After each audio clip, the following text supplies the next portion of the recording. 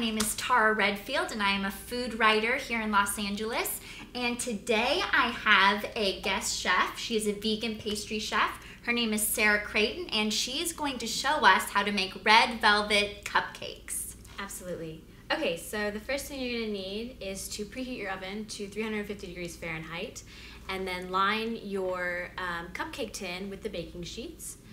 And then you're going to set out all your ingredients. First you're going to have dry ingredients and then wet ingredients. Your dry ingredients are going to be 1½ cup all-purpose flour, a ½ teaspoon of salt, and then you're going to want to do the cocoa powder, about 1½ teaspoons of cocoa powder, and then 1 teaspoon of baking soda, and then 3/4 cup of sugar. And then your wet ingredients are going to be a ½ cup of cold water with a ½ cup of nut milk. I'm using almond milk for these. And then you're going to do 1 tablespoon of distilled white vinegar and about 2 tablespoons or so of red food coloring. And you also want to use the vanilla, and you're going to do 1½ teaspoon of vanilla extract, and then a 1/3 cup of the oil. I'm using olive oil, but you can use canola or whatever oil you use for baking. And Sarah, this is a specific vegan food coloring, right? Right. Most food coloring has carmine in it, or it's called natural red 4, and that's made from female beetles, basically, insects. So vegan food coloring is usually made from beet juice or some similar dark red fruit, and this one I believe is actually beet juice and like lemon juice. So. All right, and now we are going to start mixing. Absolutely. All right, so first we're going to use our flour. Put that in, using all-purpose flour for this. And we're going to do our ½ teaspoon salt. And we're going to use 1½ teaspoon of the cocoa powder.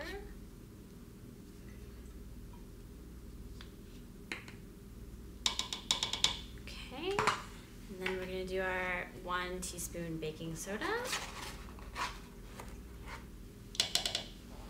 And then 3/4 cup of our sugar.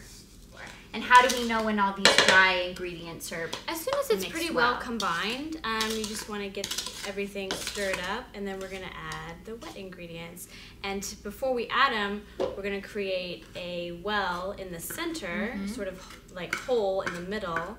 And I can put the wet ingredients in there inside the well. So there's our well. And then we're going to add our wet ingredients. Okay. 1/3 cup of the olive oil. And we're going to do 1½ teaspoons of vanilla.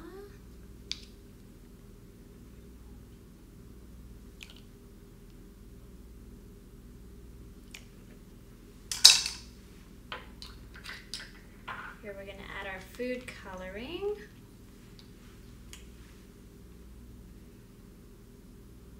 Ooh, it looks thick. Yeah, it is really thick actually.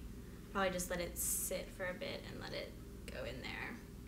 It's you want to add like a tablespoon or 2. I'm just adding 1 right now, but you want to do 2 if you want it to be more really red. Yeah, I'm going to let it sit in there and let it drain out of the cup.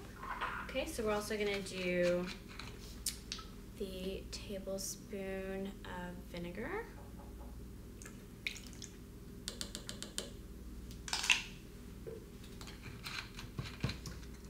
And then we're going to do ½ cup of cold water.